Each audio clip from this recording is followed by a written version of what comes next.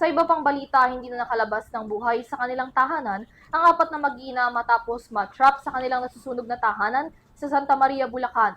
Base sa inisyal na investigasyon ng mga otoridad, may nakita umanong posporo at thinner sa loob ng bahay. Si Dan Villegas magbabalita.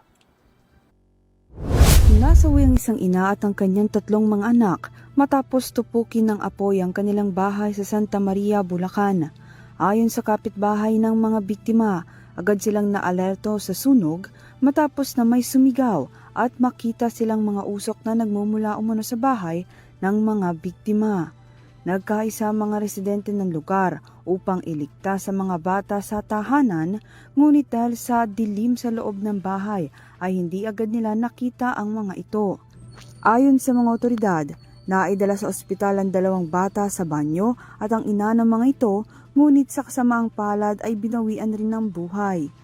Base sa inisyal na investigasyon ng kapulisan, may nakita silang posporo at 2 bote ng paint thinner sa loob ng tahanan ng mga biktima, kung saan napag-alaman na ang bata na natagpuan na wala ng buhay sa kanyang higaan ang mismong nasunog at nadamay lamang ang higaan nito na nagsanhi ng pagtupok ng apoy sa bahay. Sa kabila niyan, ayon sa kapitan ng barangay, nagpa-blotter umano ang ina ng mga bata ukol sa alitan nilang mag-asawa bago mangyari ang insidente. Samantala, wala ang padre de pamilya ng mga biktima nang mangyari ang trahedya sa kadahilan ng pumasok umano ito ng trabaho. Para sa URTV News, Dan Villegas sumasaludo sa bawat Pilipino.